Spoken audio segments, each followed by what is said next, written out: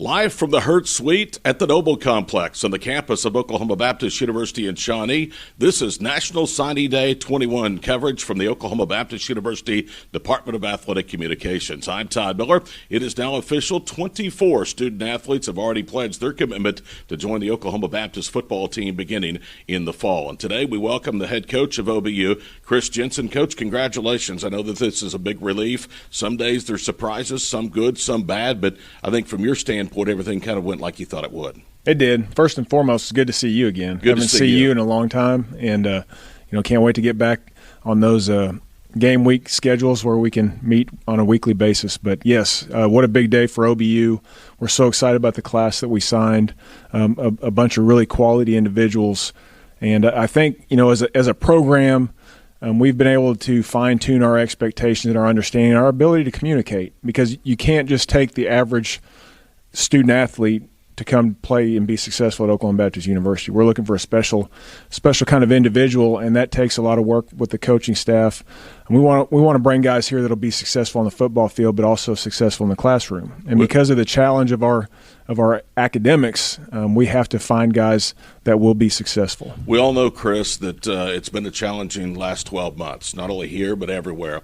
What challenges has the pandemic created with the NCAA giving blanket waivers to student-athletes for an additional year? What did that mean to you in recruiting? Well, I think it goes a little bit deeper than just the blanket waiver with the NCAA. I think what we experienced early in the last semester, September, October, is a lot of high school seniors that were desperate to know what the future held, because they didn't know. Some of them had their seasons, some of them didn't have their seasons. They want to know they were going to get an opportunity, and we felt like, and I hate to use that word, but it was true. The prospects this year were desperate to have an offer in hand, and if you could show them what the money was going to look like early, they were going to commit early, because they wanted to know that their future was secure. And so, for the high school senior, it's been a very difficult time. It's been a hard recruiting season. For us personally, we've got a whole class of freshmen on campus right now that are going to be freshmen again next year because of the NCAA waiver, and that's true across the nation. And so everybody has another year of eligibility going out of this academic year. One of the things that stick out to me in this class is not so much numbers, it's needs. In the past, you've really looked at the interior line. You didn't have to on the defensive side of the football this year because, as we talked about in the fall game, you guys now have the guys that physically look like Division II players and the depth to back that up. The need on the stop side of the football was in the secondary, and you addressed some real serious needs there. Oh, yeah. Very pleased with the class that we signed this year, some quality individuals in the back end. We have a lot of young defensive linemen that help fill in gaps with the older guys that we have on campus. And so our need was in the secondary on defense, and Coach Morris, Coach Milo did a really good job at recruiting those guys. What about the offensive side of the football? 1 quarterback, 1 running back, a tight end, 2 wide receivers, and 5 offensive linemen. I know that depth was an area that you wanted to kind of shore up on the offensive line. Right. One of the luxuries that we had, and I kind of had this insight last fall before December, is our freshman class for 2021 was already on campus because none of those guys lose eligibility. And so we had a chance to evaluate those guys through practice and see where we had needs. And so, we were able to focus our recruiting a little bit better through that and know what we needed to go get. And, we were blessed with some really great players out there that caught a hold of the vision of OBU, our mission, understand what we're looking for in players, and are going to embrace that when they get here. And that's one of the things I feel blessed about in the recruiting process is we were finding every year that we get closer and closer to finding those guys that understand what's truly expected of them here. And they're not just looking for an opportunity, but they embrace the opportunity and they want to make the most of it. I remember probably 5 years ago when I started working with you, Chris, you said, I think we're headed in the right direction recruiting-wise, because a lot of the guys that we have on our board are guys that big-time Division II schools are looking at. Forget that now. You're beating those same schools out for these kids to come here to Shawnee. Well, there's no real trick to that. There's no real trick to the trade. It's just work. It's hard work. And the coaching staff I have works really hard at recruiting. And they build relationships with those players. And it's not, they don't just fly in and try to pick somebody up at the last minute. Those relationships, building those relationships, maintaining those over a long period of time pays off. And that's why we've been successful in recruiting. And so, my hat's off to the coaching staff that I have, because they've done a phenomenal job to get us to the point that we're at. Most of your recruits, you went the high school route again. You like those 4-year kids, those program kids to build on. I do. I think, we can build a program, bring those guys in as freshmen, and by the time they're seniors, they're making a solid contribution, but they know what's expected of them throughout the process. And they can come here and get a 4-year degree that's going to help them get a job in any field that they want to be in and be successful in that. How special as a head coach or as a coaching staff is it to help these kids realize their lifelong dreams? And that's playing at the next level, and not only playing college football, but having a chance, as you alluded to get a degree.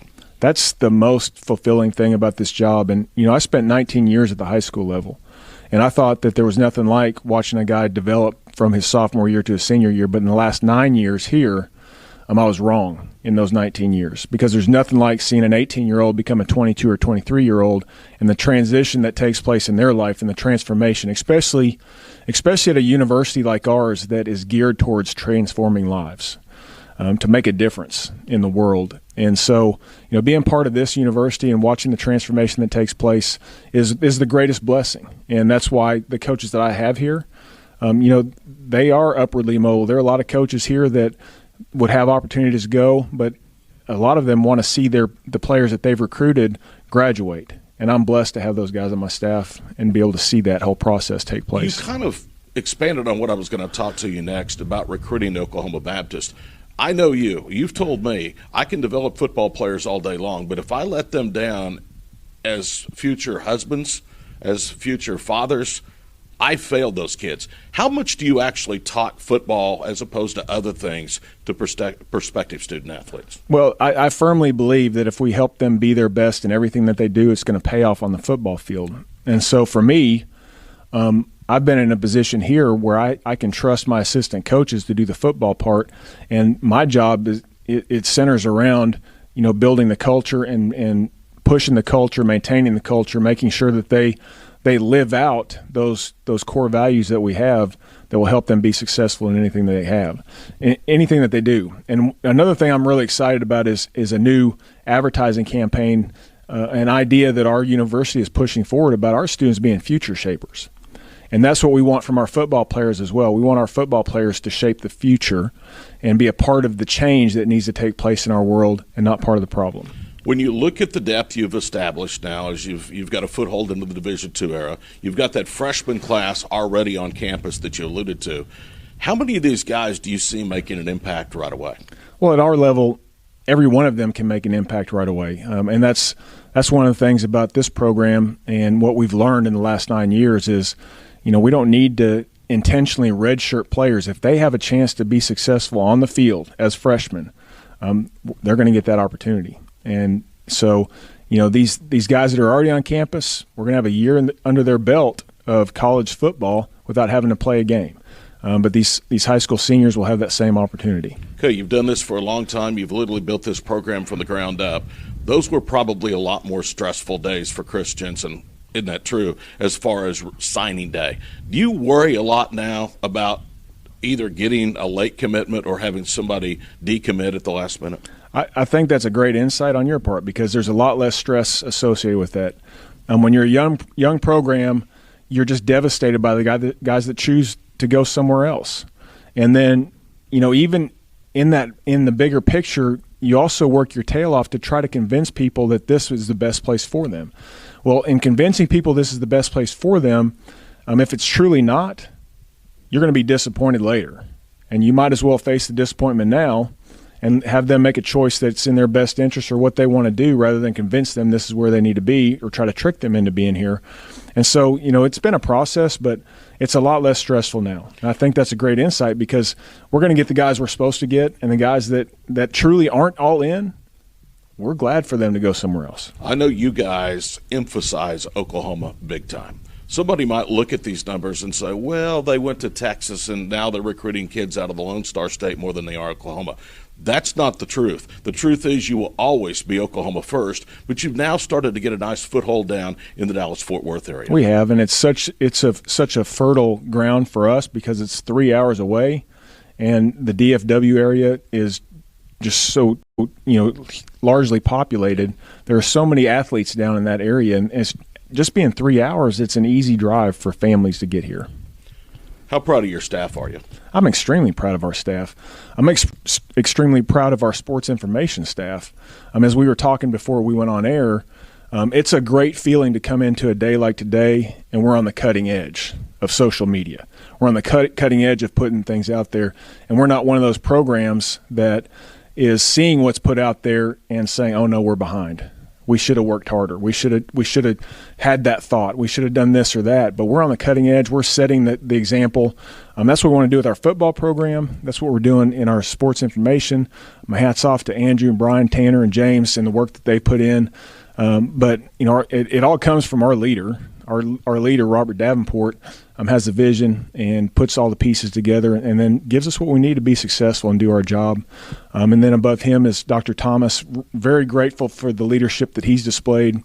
What a huge challenge for somebody to be in his first position as a president, as a true leader of a large organization, and have to face what he's had to face in the last year.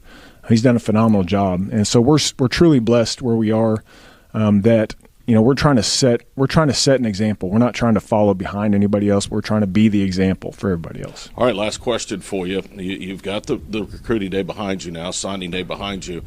Are you starting to get back in a more normal sense of activity now? I mean, with spring football coming up, you're going to have one game against UCO, and then it's ready for the fall season. Right, and that's, for me, all through the fall, this past fall in 2020, you had that feeling like we have to make something happen in the spring. We have to make more. We have to play more games. But when I stepped foot on this campus on January 4th, when we came back for the second semester, I had that feeling like it's off-season time. I don't need to worry about playing a bunch of games because really our primary focus is 2021. That's the next championship we can play for.